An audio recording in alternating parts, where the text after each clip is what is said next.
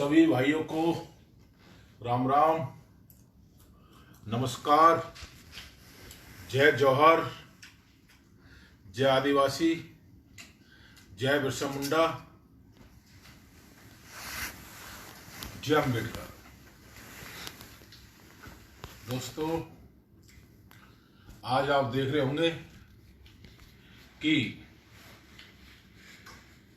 जो शिक्षा के मामले में, रोजगार के मामले में हमारे डूंगरपुर, उदयपुर, बांसवाड़ा के भाई है, वो आज पढ़ने लग गए। उनको पता लग गया कि क्या फायदे शिक्षा के, जॉब के, गवर्नमेंट सेक्टर में जॉब के। तो उन्होंने आंदोलन किया और कुछ बैकलॉग की या कुछ ऐसी वैकेंसी थी उनको भरने के लिए उन्होंने आंदोलन किया, स्ट्राइक करी। तो किस तरह से उन पे फायरिंग की गई और किस तरह से कई लोग मारे गए और कई लोग गंभीर रूप से उसमें घायल हो गए। तो और कितने लोगों पर मुकदमा दर्ज किया है। तो आप ये देख सकते हो कि जो मतलब बेचारे सैकड़ों सालों से पीड़ित है, शोषित है, आज वो समाज के साथ चलने की कोशिश कर रहे हैं। तो उनको रोंदने के लिए क्या क्या मतलब षड्यंत्र हो रहे हैं सब आपके सामने। अभी आदिवासी दिवस मनाया गया था, तो आदिवासी दिवस में बड़े बड़े नेताओं ने आदिवासी बनने का कोशिश करी और बहुत बड़ा संदेश देने की वो करी कोशिश। हमारे समाज के जो पूरी राजस्थान के मोस्टली एमएलए है, उसमें कुछ मंत्री भी है, एमपी है। आज किसी भी एमपी या किसी भी एमएलए या किसी भी मिनिस्टर की आज कोई भी उनका डायलॉग या उनका कोई भी मतलब ऐसी बात नहीं आ रही कि वो आदिवासियों के लिए कुछ करने का उनका विचार हो या कुछ करने का मतलब इच्छा शक्ति हो। सब शांत बैठे हैं, ऐसे बैठे हैं कि उनमें से कोई भी विधानसभा में नहीं बैठता हो या कोई भी पार्लियामेंट में नहीं बैठ रहा हो। इतना बड़ा स्टूडेंटों के साथ आंदोलन कर रहे थे, उनके साथ इतना बड़ा कांड किया है गवर्नमेंट ने, कोई पूछने वाला नहीं। उसी तरह का हमारा भाई है नरेश, उसका कसूर क्या था? नरेश का कसूर ये था कि जो वो काफी टाइम से, एक बहुत ही लंबे टाइम से वो राजनीति कर रहे थे। तो उसने भी अपने क्षेत्र में कुछ करना चाहा, बारा में, कोटा में या झालावाड़ में। तो वहां पर जो जैसे प्रमोद जैन भाया है, प्रताप सिंह भी है और भी कई नेता है, मतलब एक तरह से अल्पसंख्यक में आते हैं। इनकी बड़ी जबरदस्त दुकान वहां पर जुड़ी पड़ी है। तो उन्होंने प्रमोद जैन भाया के खिलाफ बोला, गलत कुछ बोला नहीं, जो वो कर रहे वो बोला। तो जुल्म इतना सा कि प्रमोद जैन भाया के खिलाफ क्यों बोले, तो उसी में कई संगीन धाराओं में उस पर मुकदमा कर दिया। आज वो जेल में हमारा भाई, 9 भाइयों की बेल होगी। नरेश मीणा जब से जेल में गया तो किसी भी नेता की या किसी भी एमपी एमएलए की बहुत कम लोग हैं जो एक फॉर्मेलिटी के तौर पर हेल्प कर रहे हैं। किसी का पहल नहीं आई कि भाई नरेश मीणा है, वो नरेश मीणा है, एमपी एमएलए बनना आसान है। वो नरेश मीणा है जिसने राजस्थान विश्वविद्यालय में लगातार 4-5 प्रेसिडेंट बनवाए, लगातार खुद बना महासचिव और लगातार जो पिछड़े दबे और जो कुचले हुए व्यक्ति है उनको पॉलिटिकली रूप में मजबूत किया, उनको कुछ करने पर बहुत मजबूत किया। आज ऐसी शख्सियत जेल के अंदर है तो उसके लिए बोलने के लिए किसी के पास टाइम नहीं है। नमो नारायण जी मीणा है, डेली फेसबुक देखते हैं, हर किसी के बारे में लिखते हैं। आज जयंती है, उसकी शुभकामनाएं, किसी का बर्थडे तो उसकी शुभकामनाएं, कोई मर गया तो उसकी पुण्यतिथि की। तो इस तरह चल रहा है। लेकिन नमो नारायण जी कभी भी नरेश भाई के बारे में नहीं बोला कि ये समाज का युवा है, पिछले इलाके 12 का युवा है, जहां पर हमारे समाज के भाई देसी दारू और देसी महुआ पी के टाइम पास कर रहे हैं। और उन पर प्रताप सिंह भी और ये प्रमोद जैन भाया जैसे लोग शोषण कर रहे हैं। मुझे तो ये समझ नहीं आ रही कि ये एक जैन से कैसे डर रहे हैं लोग, क्यों नहीं उसके खिलाफ बोल रहे, क्यों नहीं बोल रहे। सिर्फ इनको मतलब इनकी टिकट,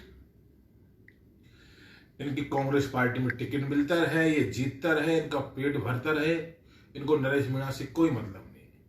लेकिन दोस्तों घबराने की कोई बात नहीं है। बुधवार को बेल लगेगी एडीजे में, बुधवार को बेल हो जाएगी। बुधवार को बेल नहीं होगी एडीजे में तो हाईकोर्ट लगाएंगे, हाईकोर्ट से बेल होगी। और ये लोग जो उसके वारंट है 2-3 केसों में, एक मालवीय नगर का वारंट है वो भी लगा दिया, उसमें कोई घबराने की बात नहीं है। मुश्किल से 2 साल पुराना वारंट है, उसमें 2 दिन में बेल हो जाएगी। तो बड़ी विचित्र स्थिति है। इनको कितनी मेहनत से बनाते हैं हम, और कितनी मेहनत करते हैं एमएलए एमपी बनाने में, और जब कोई आदिवासी समाज की कोई बात आती है तो ये चुप बैठ जाते हैं। जाने वो विधानसभा में ये कोई एग्जाम फाइट करके उस विधानसभा में बैठे हो, जाने किसी की रहनुमाई पे बैठे हो उस विधानसभा में, जाने किसी का एहसान या किसी के कर्ज के नीचे ये लोग दबे हुए हो। कोई भी आवाज आदिवासी समाज की, पिछड़ों की, युवाओं की नहीं उठ रही है। इनको सिर्फ फिक्र है अपने परिवार की, फिक्र है अपने व्यवसाय की है, फिक्र है कि कांग्रेस बीजेपी से अलग कमान कौन आ रहा है उसको राजी करने की। इनको ये फिक्र नहीं है कि समाज में क्या हो रहा है। नमो नारायण जी 10 साल मंत्री रहे, ये चिंता नहीं है कि पांचने का पानी लबालब भरा है पांचने में और हमारे खेत खाली, हमारी नहर खाली।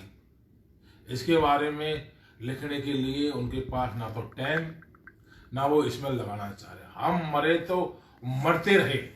उनको चिंता इस चीज की है कि अब की बार इलेक्शन दौसा से लड़ना है। क्यों लड़ना है दौसा से? कि मेरा भाई लड़ रहा है हरीश मीणा जी, वो हार नहीं जाए। नमो नारायण जी माधोपुर से आए, दौसा आए, वहां जौनपुरिया गया। हम जौनपुरिया के गुलाम हैं इस टाइम। जौनपुरिया को पैदा करने वाला कौन है? जौनपुरिया को पैदा करने वाला है नमो नारायण जी मीणा साहब। कितनी जल्दी है उन लोगों को, कितनी जल्दी है। कांग्रेस ने सब कुछ दिया, डीजीपी बनाए, सब कुछ दिया। सबसे पहले डीजीपी साहब बीजेपी में आए, बीजेपी में लगा कि इसमें मसाला कम है तो जबरदस्त बीजेपी को छोड़ के कांग्रेस में भग गए उनियारा कि यहाँ भी मसाला कम है, तो फिर बगावत पायलट के साथ। फिर नमो नारायण जी को लगा कि मसाला सवाई माधोपुर मिलेंगे तो माधोपुर आ गए, जौनपुरिया से हार गए। जौनपुरिया जी ने खुद ने ललकारा कि दोनों भाई आ जाओ, कितनी ताकत है। चुपचाप चुपचाप उनके डायलॉग को कानों में सुन के बैठे रहे। जब राजा मर जाता है तो प्रजा को तो गुलाम होना ही पड़ेगा। हमारे राजा, हमारे नेता, हमारे जो सीनियर लीडर है, उन्हें पता नहीं मन में क्या सोच रखी है। आज शांत है, चुप है, और जबकि ऐसा मौका तो कभी आएगा नहीं। बैसाखियों पे गवर्नमेंट है, गवर्नमेंट चाहे वो कर सकती है, लेकिन नहीं करना चाहेंगे।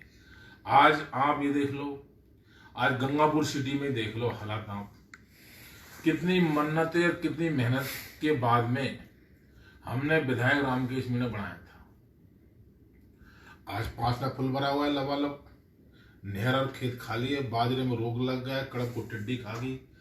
कंडीशन ये है कि सरसों और गेहूं भी नहीं हो सकते, लेकिन कभी पांचने की बात नहीं करेंगे। वो डेली भूमि पूजन हो रहा है, डेली। मेरी पंचायत को ले लो, एक ऐसा भ्रष्टाचारी सेक्रेटरी जिसको मैं 8 महीने से कोशिश कर रहा हूँ हटाने की, एंड में वो ट्रैप हो गया। आज 1 महीने से सीट खाली है, कोई सेक्रेटरी नहीं लग रहा। रोक रखा है कि पिलौदा पंचायत में सेक्रेटरी नहीं लगना चाहिए। जैसे वो सेक्रेटरी हटा, ऐसे ही सेक्रेटरी भी लगेगा। बिना सेक्रेटरी के पंचायत थोड़ी चलेगी। आएगा कहीं कहीं से कोई रास्ता निकालेंगे। लेकिन परेशान करने का आलम देखिए आप।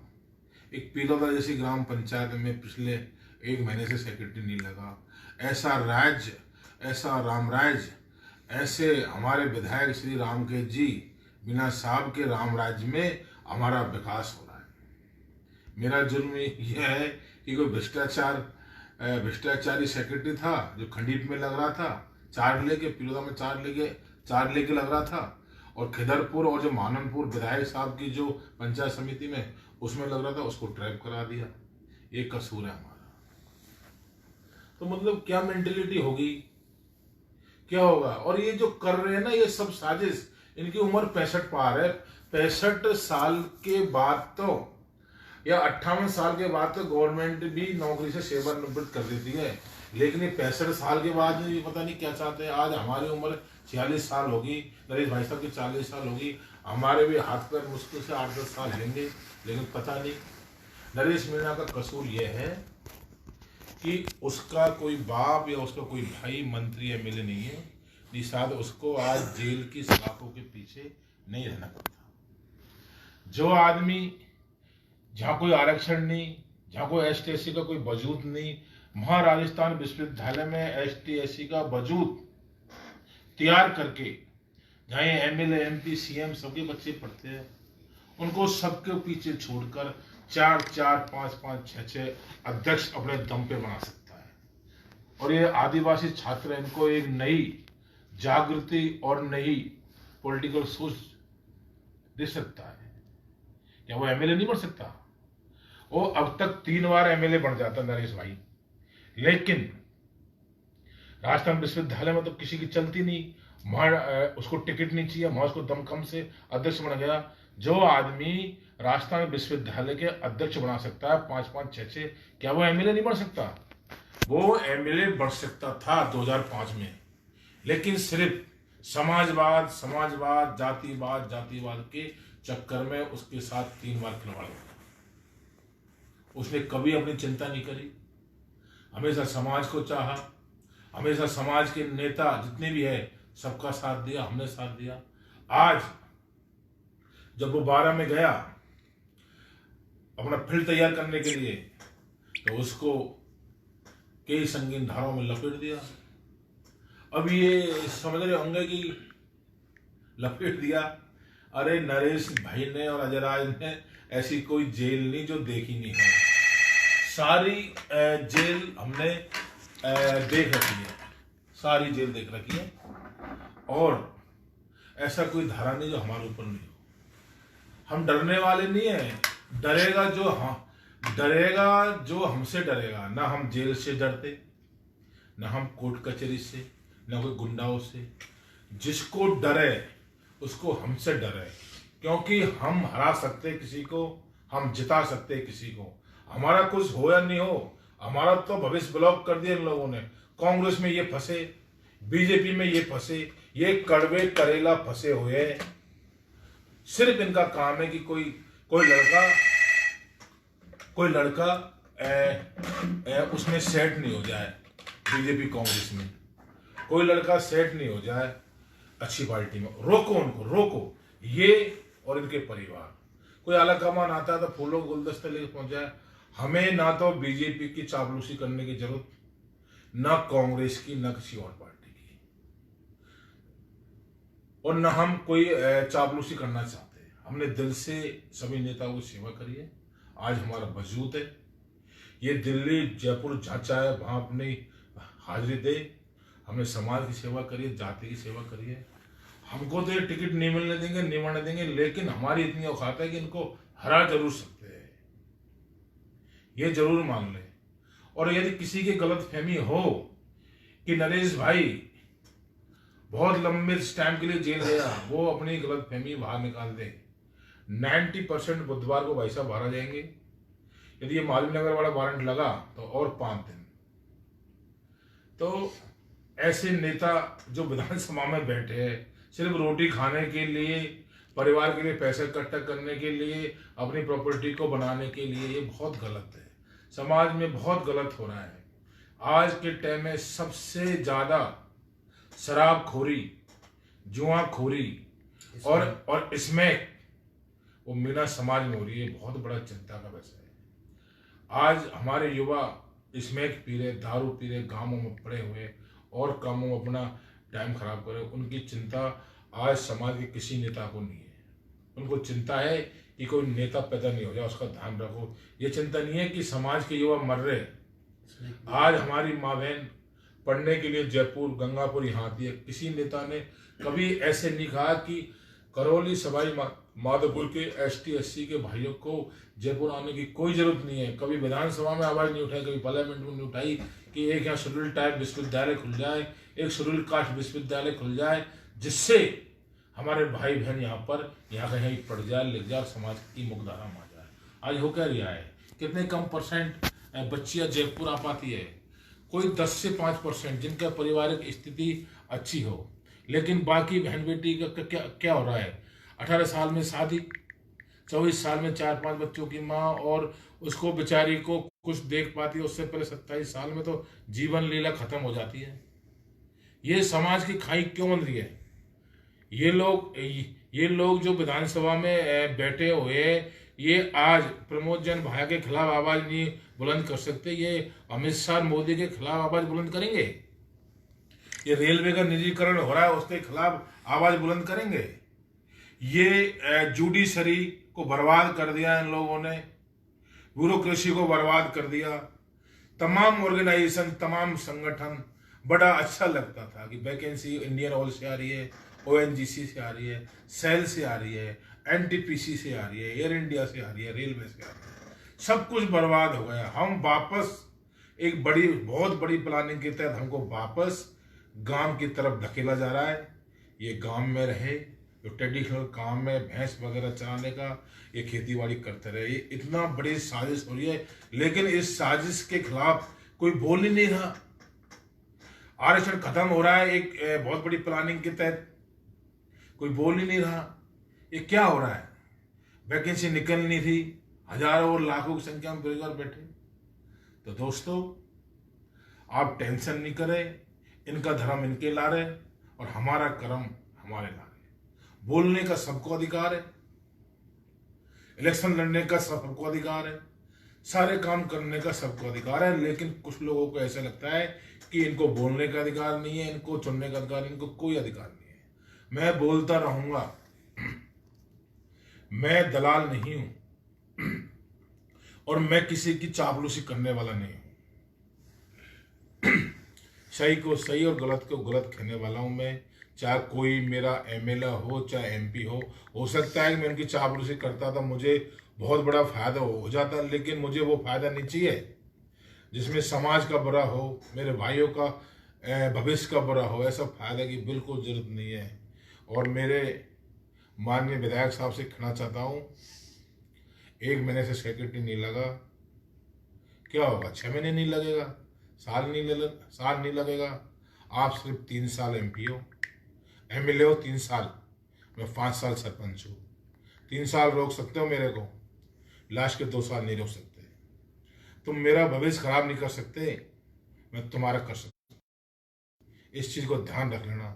मैं चापलूस होता तो आपके खिलाफ नहीं बोलता, आपकी हाँ में हाँ मिलाता हूँ।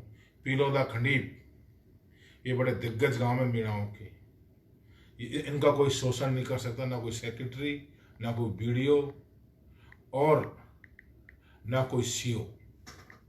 आज बड़ी खुशी की बात है, ग्राम पंचायत पिलोदा में कि पंच पटेल और जो कर्मचारी भाई है उनकी मीटिंग हुई कल, और लहकोड़ का जो मंदिर है जिसको औरंगजेब ने तोड़ना चाहा वो भी नहीं तोड़ पाया, उसका वापस पुनर्निर्माण के लिए जो मीटिंग हुई है उसमें हमको सौभाग्य मिला, हमारे पिताजी को सौभाग्य मिला। उन्होंने 11 लाख रुपए दिए मंदिर निर्माण के लिए। तो इससे खुशी का दिन मेरे लिए कोई नहीं हो सकता। ग्राम पंचायत के हम सरपंच है, हम किसी MLA या किसी नेता के गुलाम नहीं है। ना कोई हमारा रास्ता रोक सकता, ना कोई हमारा विकास रोक सकता।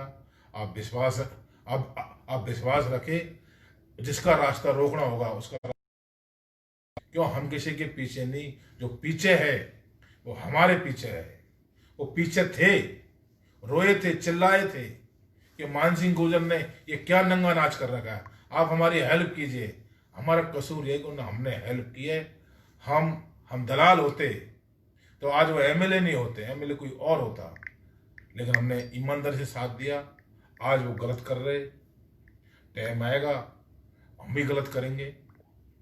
सरपंच बनाया बस्ती ने, किसी ने कोई एहसान नहीं किया है। बस्ती के आज ठेठ मंडरायल से लेके नानोती को पानी आ रहा है।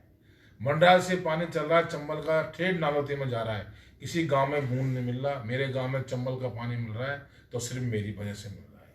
मेरे में दम है पाइपलाइन फोड़ने की, फोड़ दी, और आज चंबल का पानी पी रहा है गांव। और 2 दिन बाद में 2 पॉइंट और लगवा दूंगा। कोई भी मेरे गांव में, मेरा फर्ज है, मेरा धर्म है कि किसी को भी खारा पानी, फ्लोराइड युक्त पानी नहीं पीने दूंगा। जो बीमारियां फैल रखी थी फ्लोराइड पानी से, वो होने नहीं दूंगा। सबको चंबल का पानी पीरे और पिलाऊंगा। चंबल फुलवरी है, खतरे के निशान से ऊपर गई है, उसका पानी खत्म नहीं हो सकता। ये प्लान है जो कम से कम 50 साल का तो है। 50 साल तक तो मैं मीठा पानी, क्वालिटी पानी, चंबल का पानी पिलाऊंगा मेरे गांव को, चाहे मुझे कुछ भी करना पड़े। दूसरा, 5 ना लबालब भरा है। एमएलए पंगु गवर्नमेंट, बैसाखी गवर्नमेंट जो होटलों में ले लेके एमएलए को भग रही है, ऐसी गवर्नमेंट से ऐसे नहीं बोल रहे कि साहब 5 ना खुलवा दो, नहर सूखी है, किसानों के खेत सूखे, नहीं बोलते। अरे मतलब नहीं है उनको किसानों से, उनको मतलब हमें पता है किस चीज से मतलब है। लेकिन अक्टूबर के महीने में एक भयंकर आंदोलन किया जाएगा। बस नरेश भाई आ जाए और 5 ने का पानी खुलेगा, नहीं तो ये जितनी भी नहर है हमारे खेतों में होकर जा रही है, सबको जेसीबी से प्लान कर देंगे कि नहर नहीं खुलने का कारण हमारा सिर्फ जो कहता है कि मैं मुख्यमंत्री का खास हूं, मुख्यमंत्री का चहेता हूं, मुख्यमंत्री का सब कुछ हूं, मुख्यमंत्री की खास विधायक नहर खुलवा दे। इसी में हमारा फायदा है, इसी में आम जनता का फायदा है, और इसी में तुम्हारा फायदा है, और इसी से तुम्हारा पॉलिटिकल करियर बनेगा, और इसी से बर्बाद हो जाएगा तुमने नहर नहीं खुलाई तो। इतना बुरा मत करो समाज के साथ कि ये धरती फट जाए और तुम उसमें समा जाओ। दोस्तों, लास्ट में मेरा इतना निवेदन है, आप शांति बनाए रखें। मैं कोटा हूं, कल वकीलों से मिलूंगा और बुधवार को भाई साहब की बेल लगाएंगे। सौभाग्य जी मेरे साथ है, नरेश भाई साहब के भाई, और हम अच्छे से अच्छा वकील खड़ा करेंगे। इन लोगों ने कर दिया, ये प्रशासन को खरीद सकते हैं, न्यायपालिका को नहीं खरीद सकते। न्यायपालिका में दखल देंगे तो उससे भी बड़े वकील हम करेंगे। फर्जी धाराओं की ज़्यादा दिन तक फर्जी मामले चलते नहीं हैं।